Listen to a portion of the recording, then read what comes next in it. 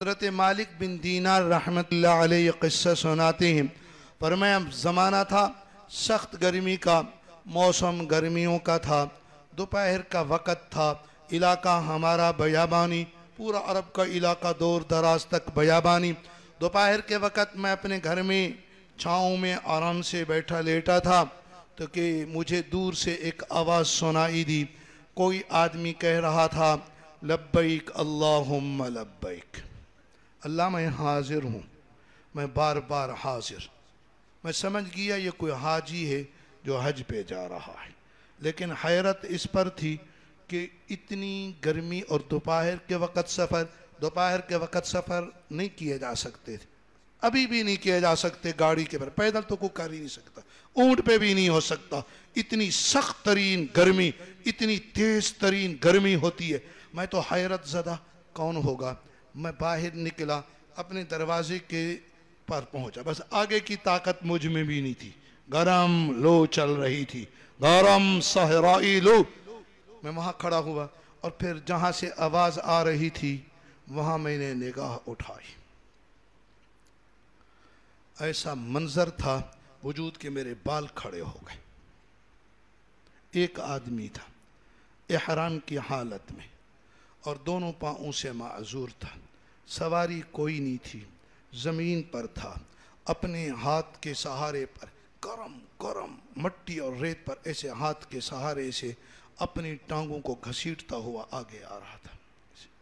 اب تصور تو کرو کتنی گرمی، کبھی یہاں گرمی ہو تو ننگے پاؤں تو چل کے دیکھو، وہ معذور اس طرح ٹانگیں گھسیٹ رہا ہے ایسے، اور وقفے سے کہتا ہے لبیک اللہم لبیک لبیک لا شریک لک لبیک۔ بڑی آواز میں درد بھی تھی، غم بھی تھا، دکھ بھی تھا۔ تلبیہ تو ہم بھی پڑھتے ہیں مگر زبانی کلامی دل کی گہرائیوں سے مانے کے حضور کے ساتھ ہم نے بھی حج اور عمرے پہ نہ پڑھا۔ مانا ہے اللہ میں حاضر ہوں، اللہ میں حاضر ہوں، اللہ کے گھر پہ جا رہے ہیں، اللہ کے در پہ جا رہے ہیں، اللہ نے بلا جو لیا، بلاوے کے بعد کہتا جا رہا ہے لبیک اللہم لبیک، مگر اس کا تو درد ہی اور تھا، غم ہی اور تھا۔ وہ کہہ رہا تھا لبیک اللہم لبیک، اللہ میں حاضر ہوں، میں بار بار حاضر ہوں۔ آگے بڑھتا رہا، پر میں مجھ میں اتنا نہ ہو سکا، طاقت ہی نہ تھی، گرمی زوروں کی تھی، گرم ہوا بھی تھی، اتنا نہ ہوا آگے بڑھ کر ان کے پاس پہنچوں، کوئی سواری لے جاؤں، ان کو لے ہی آؤں، اتنا بھی نہ تھا۔ دروازے پر کھڑے انتظار کرتا رہا۔ میرے گھر کے دروازے کے سامنے جب وہ پہنچے، وہی صدا تھی، وہی دکھ تھا، وہی غم تھا۔ میں نے ان کو آواز لگائی یا عبد اللہ، اللہ کے بندے، اتنی بھی کیا پریشانی ہو گئی ہے ایسی حالت عذر میں اور ایسی سخت گرمی میں، اور اس طرح گھسٹتے ہوئے جا رہے ہو؟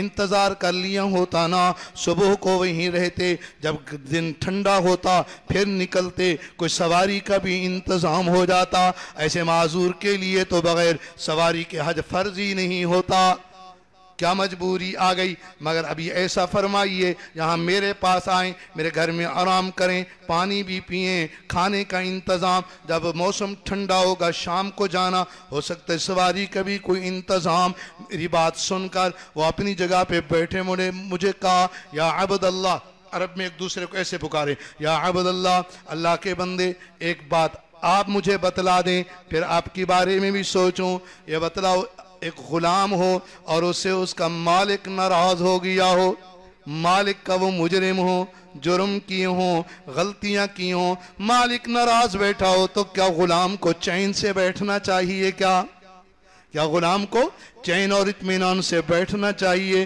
میں تو وہ غلام ہوں جیسے میرا مالک، میرا اللہ ناراض ہے، میں بہت مجرم ہوں۔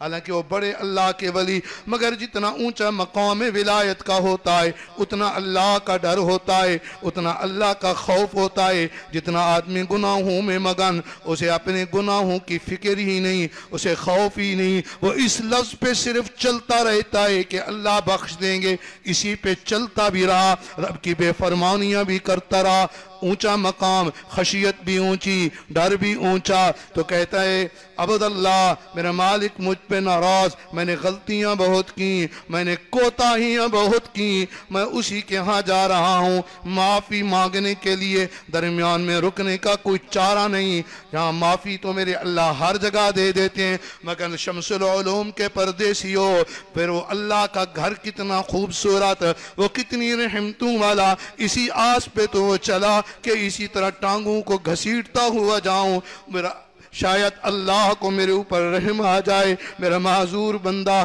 اتنی دور سے آیا، صدیوں میل سے دور سے آیا، گرمی میں آیا، اسے رحم ہی آ جائے معاف فرما دے. میں بیت اللہ کے آگے مانگنے کا تو مزہ ہی اور ہے، وہاں تو گڑ گڑانے کا انداز بھی اور ہے. یہاں بھی اللہ سے مانگو نا، وہاں بھی اللہ کے ہاں مانگنے کی کوشش، وہاں جاؤں توبہ کروں معافیاں مانگوں. وہاں حج بھی ہوتا ہے جس کے بارے میں محبوب علیہ السلام نے فرمایا ان الحج یحدم ما کان قبلا، حج پہلے گناہوں کو ختم کر دیتا ہے.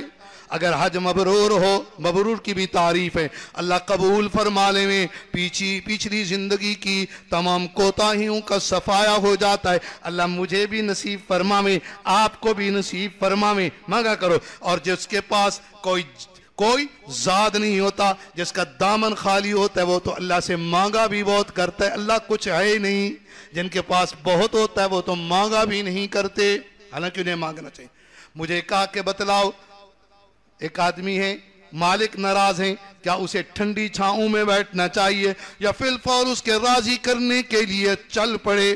انہوں نے بات ایسی کی، میرے اوپر تو سکتہ طاری ہو گیا، میں کچھ بول ہی نہ سکا. براہ راست بات کرنے میں خوف کتنا طاری ہوتا ہے. پھر وہ آگے بڑھ گئے. اسی دھوپ کے اندر میں دروازے میں کھڑا دیکھتا رہا، وہ اسی طرح اپنی معذور ٹانگوں کے ساتھ گھسٹتے ہوئے اور گرم ریت کے اوپر اس طرح اپنے ہاتھوں پہ چل چل کے جا رہے ہیں. اور وقفے سے ان کی صدا آتی ہے لبیک اللہم لبیک لبیک لا شریک لک لبیک. اور آواز جا رہی ہے، حتیٰ کہ صحرا میں ان کی آواز دور سے گم ہوتی ہوئی آ رہی ہے لبیک اللہم لبیک. میں تو ان کی توبہ پہ حیران. اللہ کے حضور میں خوف کتنا، خشیت کتنی، التجا کتنی، اور یقین جانو میرے اللہ کی رحمتوں کی برسات کتنی ہوتی ہوگی. ہائے کوئی اللہ کی حضور میں دل کی گہرائیوں سے ملتجیانہ مانگے، اپنی ساری زندگی پر توبہ کرے. یہاں کے آنسو بھی قبول، وہاں کا خون بھی قبول نہیں. یہیں پر محنت کر، الہاکم التکاثر سے باہر نکلنے کی کوشش کر، آخرت کی غفلت سے باہر آ، دنیا کی لالچ سے باہر آ. فرماتے اسی سال میں حج پہ گیا. میں حج کرتے کرتے جب میں نے 10ویں کے دن منا میں جمرۃ العقبہ کی رمز کی، نیچے اترا کہ ابھی جاؤں گا ذبح کروں گا. ایک جگہ پر میں نے دیکھا ایک مجمع لگا ہوا ہے، کچھ لوگ جمع ہیں، عجیب سناٹا ستاری ہے. میں قریب گیا تو کوئی رو رو کے اللہ سے مانگ رہا تھا، کوئی اللہ کے حضور میں دعا کر رہا تھا. میں نے کہا جا کے دیکھوں تو صحیح کون ہے. جب میں اس مجمع میں پہنچا، لوگ جمع تھے، درمیان کے اندر مجھے وہی معذور نظر آیا جو مدت پہلے وہاں سے گزرا تھا، پیدل چلتے چلتے پہنچ گیا. وہی معذور، اسے کوئی پتہ نہیں میرے ارد گرد کون جمع ہے. وہ تو اپنے رب سے باتیں کیے جا رہا تھا. اللہ کے حضور میں ہاتھ اٹھائے ہوئے مانگ رہا ہے، اللہ آپ نے حکم کیا حج میں تیرے گھر کا طواف کروں. میں اسی طرح طواف بھی کر آیا معذوری کے ساتھ. اللہ آپ نے حکم کیا صفا مروہ کی سعی کروں، اللہ وہ بھی کر آیا. آپ نے حکم فرمایا عرفات کے میدان میں جاؤ، میں عرفات کے میدان میں بھی آیا. تیرے سے مانگتا رہا. پھر تیرا حکم ہوا مزدلفہ میں رات کو آ جاؤ، مانگو. میں رات کو مزدلفہ میں بھی آیا، مانگتا رہا. اللہ پھر حکم کیا کہ یہاں شیطان کو کنکر ماروں. میں نے وہ بھی مارے. اب آپ کا حکم ہے کہ جانور کو ذبح کریں. اللہ میری جیب میں تو پیسہ تک نہیں ہے. وہ ایسے آ رہے تھے، اللہ میرے پاس تو پیسے نہیں ہیں کہ جانور خریدوں اور قربانی کروں. اللہ اپنی ذات کے سوا میں کسی چیز کا مالک نہیں ہوں. لوگ جانوروں کی قربانی دے رہے ہیں، اللہ تو میری قربانی قبول فرما. وہ کسی ایسے درد سے کا دل پھٹتا گیا، جگر چرتا گیا اور انہی لفظوں کے ساتھ گردن ڈھلکی اور اللہ کے حضور چلے گئے۔ اللہ کے حضور میں ایسا بھی ڈر ہوا کرتا ہے، ایسی بھی خشیت ہوا کرتی ہے، تو بھائی اللہ کے حضور میں معافی ہو، توبہ ہو۔ یہاں یہ توبہ کام دے، ہم اپنے آپ کو اونچا نہ سمجھیں، بس ہم اللہ کے مجرم ہیں۔ اللہ نے ایک گناہ پر بھی پکڑ لیا، ہمارے پاس تو کوئی چارہ ہی نہیں، کوئی چارہ، کوئی عذر نہیں۔ اللہ سے معافی، اور اپنی دنیا میں اپنی آخرت کو بنانے کی فکر و اللہ سے دعا ہے اللہ تعالی ہمیں آخرت کی غفلت سے بچائیں اور دنیا کے تقاصر سے اللہ ہمیں بچائیں، آمین۔ سبحان اللہ۔